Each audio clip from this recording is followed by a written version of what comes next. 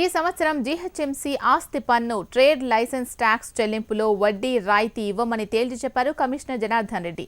ప్రతి ఆర్థిక సంవత్సరం ఇచ్చే వడ్డీ రాయితీ మార్చిలో ఉండదన్నారు.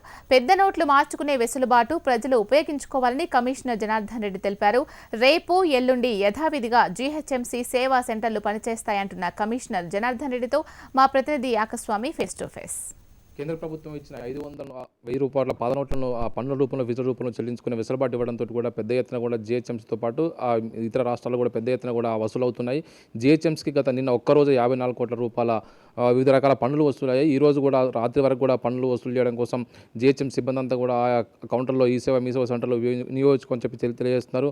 మనతో పాటు జీహెచ్ఎంసీ కమిషనర్ జనార్దన్ గారిని తెలుసుకుందాం. జనార్దన్ రెడ్డి గారు చెప్పండి, పెద్ద ఎత్తున కూడా స్పందన వచ్చిన ప్రజల నుంచి కూడా ఈ పాత నోట్లు మార్చుకునే విషయం సంబంధించి ఈ రోజు ఏ విధంగా పనిచేస్తుంది, ఈరోజు ఎంత వస్తుందో అంచనా వేస్తున్నారు?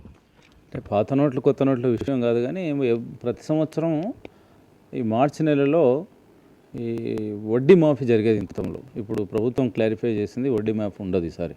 కాబట్టి వాళ్ళు బకాయిలు కానీ ఈ ప్రస్తుత సంవత్సరం కట్టాల్సినటువంటి ప్రాపర్టీ ట్యాక్స్ ఇంకా ఆలస్యం చేయడం వల్ల 24% వడ్డీ మీద పడుతుంది.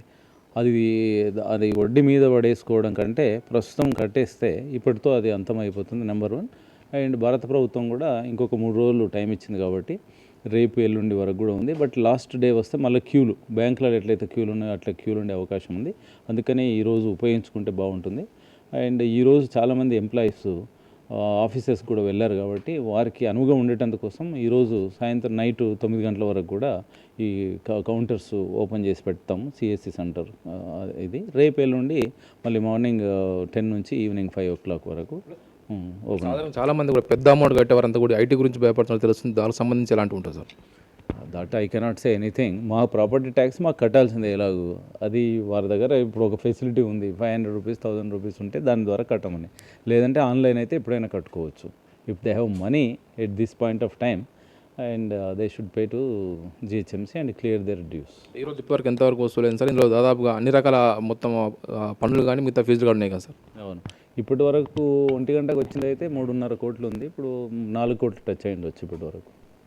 మరోవైపు హైదరాబాద్ నగరంలో పెద్ద ఎత్తున కొన్ని రూమర్స్ స్ప్రెడ్ అవుతున్నాయి. జనం కూడా డబ్బులు లేని పరిస్థితిలో చాలా మంది సాల్ట్ ధరలు పెరిగినాయి అని చెప్పేసి, మిగతా పప్పుల ధరలు పెరిగినాయి అని చెప్పేసి ఒక రకమైన రూమర్ స్ప్రెడ్ అవుతుంది. దీనికి సంబంధించి మన జీహెచ్ఎంసీ సిబ్బంది వల్ల లోకల్గా ఉన్నటువంటి ఈ షాప్స్ మీద వాటి మీద చర్యలు తీసుకునే అవకాశం ఉంటుంది సార్?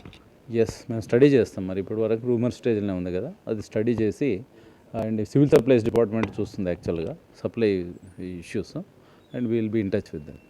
రాత్రి బోరబండలో ఓల్డ్ స్ట్రీట్లో కూడా దాదాపు ఉప్పు ప్యాకెట్లకు సంబంధించి ఒక్కొక్క ప్యాకెట్ 300 200 చెప్పి అమ్ముతున్నట్టుగా పెద్ద ఎత్తున కూడా జనం రోడ్ల మీద క్యూలు కట్టిన పరిస్థితి ఏర్పడ్డది సార్. అంటే ఇలాంటి పెద్ద ఎత్తున కూడా జనానికి ఇబ్బంది కలిగే పరిస్థితి చాలా మంది సృష్టిస్తున్నారు. వారికి సంబంధించి జిహెచ్ఎంసీ నుంచి మన ఫుడ్ అధికారులుగా మనం చేసే అవకాశం ఉంది సార్? లేదు, యాక్చువల్గా ఇది సప్లైస్ ఇష్యూస్ అన్ని సివిల్ సప్లైస్ డిపార్ట్మెంట్ చూస్తారు. We will be in touch with them.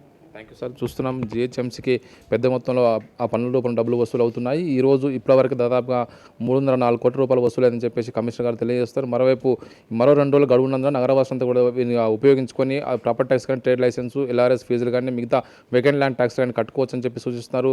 మొత్తానికైతే కేంద్ర ప్రభుత్వం ఇచ్చిన వెసులుబాటుతో పెద్ద ఎత్తున జనాలంతా కూడా పన్నుల రూపంలో వారు ఉన్న పాత నోట్లను కూడా మార్చుకుంటున్నారు. కెమెరామెన్ ప్రమోద్తో యవై స్వామి, HM టీవీ, హైదరాబాద్.